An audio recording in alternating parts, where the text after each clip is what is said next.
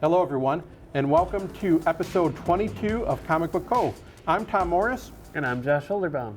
And Josh, for the theme of this episode, some things are strangely out of place, meaning we're seeing mechanical bears on islands. We're seeing, monsters in Gotham, of all things. Yeah. And a little bit of in between.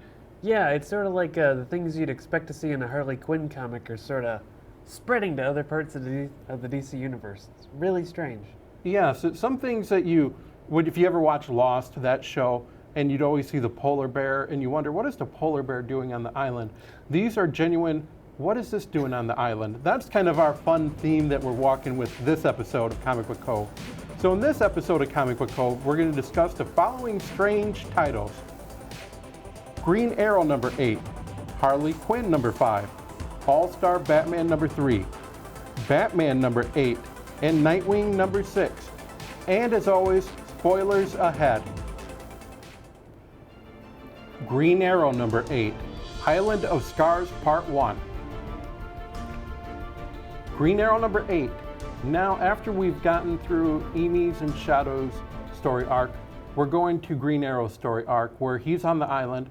But not only is he on the island, Black Canary's also on the island, which I didn't think that she was going to be there. And also John Diggle is on the island. Yeah, it's pretty fortuitous that all three of them would end up on the same island, especially since Black Canary and Diggle last we saw were on a boat getting off the Inferno when that was blowing up. And then for them to, I suppose, shipwreck on the island separately, yet seemingly perfectly fine, just kind of odd. And then, of course, that's overshadowed by the fact that there's a robot bear. Say that again. A robot bear. On an island. Yeah. What is a robotic bear doing on an island? I don't know, but we know that it kidnaps John Diggle, using a bear hug, no less, which is some good robotic bear programming, I'm not going to lie. Yes. And this island is apparently a cover for some sort of secret laboratory type organization. It kind of reminded me of a secret narcotics lab. Yeah, and the leader has scars on her face that look a heck of a lot like Dante that we saw from the Ninth Circle. So I wonder if there's a connection there. And it's also worth noting, this bear that goes after Diggle, there's another bear, presumably another bear, that Green Arrow fights off. It makes you wonder if that was the same robotic bear, or if that was just another bear. I wondered that too. Because it had red eyes when it first showed up, and it had red eyes all through when Diggle was fighting it. So we'll see.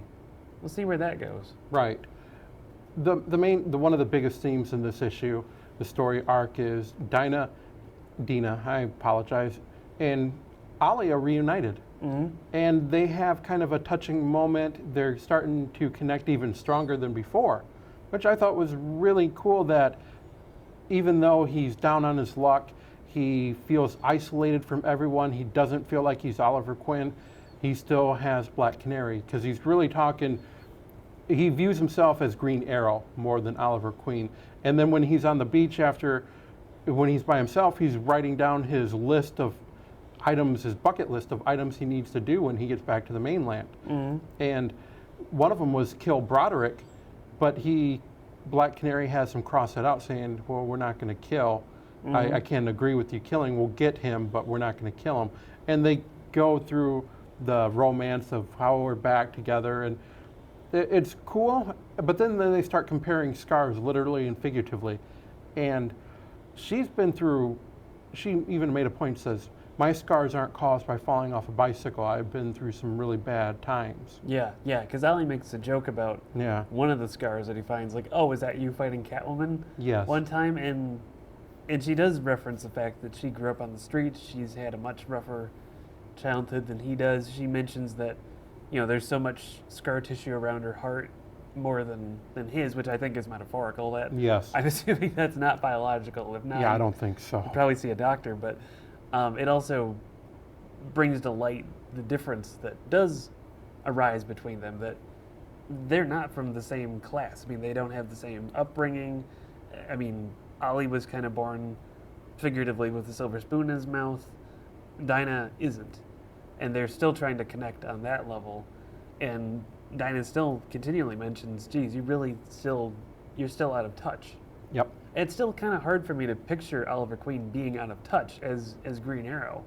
I mean, he's sort of the common man's hero, and yet he's still out of touch. So that'll be interesting to see where that relationship goes, and if she can bring Ollie any more enlightenment about what he's doing as a superhero.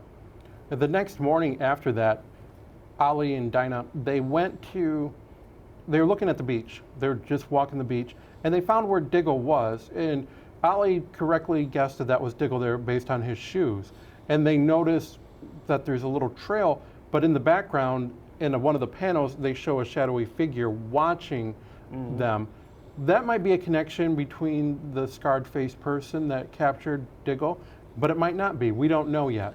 Yeah, that'll be interesting to see if that's just someone else who lives on the island, or if that's someone who's connected to this organization that kidnapped Diggle and uses robotic bears. Robotic bears. Yeah. On an island. Again. I'm just saying yeah, bears. No, I mean, we don't know if they have more than one, but... Well, maybe they have a whole robotic lab of bear It seems like number. if you're going to make one, you might as well make more than one. Yes, exactly. Who knows? And really this issue, I think, was kind of setting the ground for, as Oliver and Dinah, they're going to bond as they search for Diggle. And I think that's the theme, because the variant cover, is all about them being reunited. No matter where they're at, they find each other. Yeah. To me, a lot of those scenes felt like the old pre-Flashpoint Ollie and Dinah being together. It's like, whoa, hey, they are a couple, and just a few issues ago, they didn't really even know one another. And that's coming back full circle. And I think you got to give credit to the writers for being able to write these characters like, boom, they're back together. They're bonding in ways that we haven't seen so long, but the moment they do, us as readers who used to read some of the comics from back when, the last 10 or so years, it feels right. It feels like the characters that we know in a more modern setting. Yep. And I think it's worth noting, I mean, in the way it feels right, we make fun of the robot bear. It wasn't that bad. No. It was kind of cool. I mean, it was I had to laugh when he put Diggle in a bear hug. Yes. I mean, I had to laugh when Diggle compared it to, what was it, like a sheep that had been smoking cigars or something. That was what it smelled like. It was kind of cool. It's better than just having Green Arrow on an island again. Exactly. And then getting off. On Oliver Island. Yeah. I mean, the island of scars is very different than we thought it was going to be. Right. So far, Green Arrow number 8 seems to be setting up for the next story arc, where not only do they find Diggle, they get into another adventure, but even more so, Oliver and Dinah are starting to connect. That's Green Arrow number 8. Harley Quinn number 5. Undercover Punker Part 1. Eat to this beat. Harley Quinn number 5. We start this issue off with a kind of a flash forward scene of Harley in a punk rock band singing about pizza. Yeah. Why was she singing? Well, it takes us back to earlier in this issue, and this is where the meat of the story is. Bad pun, I know, but it's Harley Quinn. We find out that her favorite mailman was killed by this Satin Knights gang, and they've been robbing mail trucks and other places. On horseback in knight's armor. Yes. Which is the important thing to know. Yeah. You're in the middle of New York. Yeah.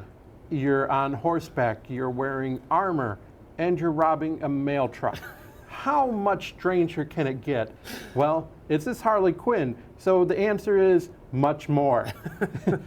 But they keep on robbing these, and it turns out that one of the gang members is a senator's son, so they can't really go after him. They're kind of been shielded in a way. Yeah, the police can't. Yes. Yeah, and that's why they want Police Chief Spoonsdale decides to sort of team up with Harley Quinn and her group to infiltrate and take out the Purple Satin Band / Knightly Order. Yes. We don't know if Purple Satin's really the name of the knights. I mean, they mentioned it's just the name of the band. It seems like if Right. you're going to be knights on horseback, you need your own group name. You know, the Purple Satin Knights. I don't know. we'll probably find out. Probably. But the whole, this kind of makes a little bit more sense. Harley Quinn being a vigilante for hire, kind of like she is in the Suicide Squad, taking the cases that the government, local authorities cannot take because of political reasons. Do you think that works for her? I think it does. It'll be interesting to see if that angle sticks. I mean, the comics we've read of Harley so far have kind of been all over the board in terms of plot, so it would be kind of cool if they would do that as sort of a recurring plot device for her to be a hero / vigilante / whatever you want to consider Harley, but I wonder if it'll stick. Right. Because these issues have been kind of scatterbrained in terms of Right. plot line. It would make sense. It would be a nice outlet for her, but it might end up being too humdrum after a while. So we'll see. But yeah, it's a nice way to distinguish her from the other heroes. What was very crazy to me was the way to infiltrate a band was, of course, going incognito as a punk rock band. And Harley shaved her head and had a little mohawk and had some hair coming down here and a little mohawk. That was crazy to me.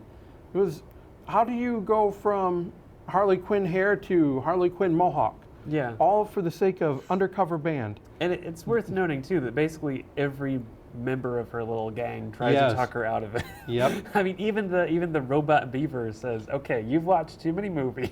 Yep. And she says, well, movies are based on real life. which I had to laugh at. But there's always a certain level of hijinks with Harley Quinn. Yes, I mean, there there's this goofy, almost obsessive personality she has, that she has to do all these harebrained schemes. And somehow, I mean, they've turned out pretty well in all these issues for her. No one on her team's gotten killed, amazingly. Right, With just everyone around her. Say, fighting a zombie invasion or going to attack a call center in India.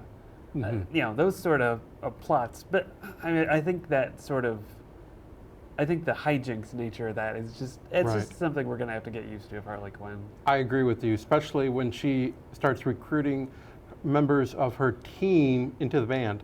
Yeah. And the funniest part of the issue was when they go find Red Tool. I'm sorry, Red Tool. And they have, he's on a boat and they're out in the ocean, he does a duck call. Yeah. To distract him. Yeah, and then after he kills the guy, he's going on this little tangent to himself about, yes, there are sometimes ducks in the ocean. Yes. And, as if he's some, wildlife expert, which he might be. I mean, who knows it's such what's a Red weird Tool. assortment of characters. It is. The ending suggests that there might be something a little bit more sinister going on because the band, they rob mail trucks. They rob the mail. Harley was expecting, the mail person, her favorite mail person, said that she had a package on that mail truck. And that's kind of what motivated her even more. Turns out that package was from Arkham. It was a soap in a heart with a J plus H on it.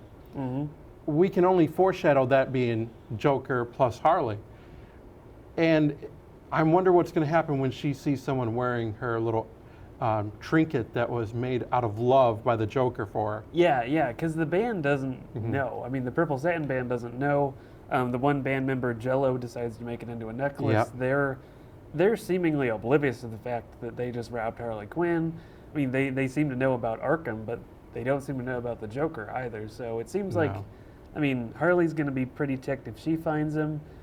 I mean, if for some reason the Joker ends up running into him, you can imagine how that might end. It's also kind of surprising because, I mean, I read Harley and her gang of Harleys, what was that, number 16? Yes. That was the last one of that. The Joker shows up at the very end of that, and he mentions that he's not pleased with this incarnation of Harley. This isn't, I think he says, this isn't his Harley. This is some imposter. So it's surprising that he would send that, too. I mean, that he would send, or maybe he's trying to bring her back into his world, or what? Who knows? But it's an interesting gesture to see. Harley Quinn, I'll be honest with you, it's a goofy title. It's still funny. Some people will enjoy it, some people won't. We're kind of on the fence on this one, but this issue kind of felt a little bit more promising with the story arc they're going to go. I just wonder how quickly Harley will be able to grow her hair back, and will she sing about anything other than pizza? Because pizza is a great thing to sing about, but she needs to lay off 8 pizzas. I'm not going to bring that one up other than saying we could have done without that scene. Yeah. This was an interesting combination of plots we've seen before. I mean, there's the old friend who gets killed, and then the police chief who makes the secret deal with you, and the in the car on the way there, and the evil band that you have to take down because one of them has diplomatic immunity and you can't you can't touch him.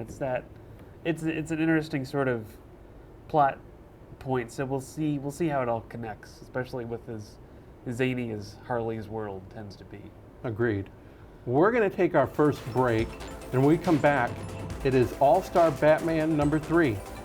We'll be back in just a moment.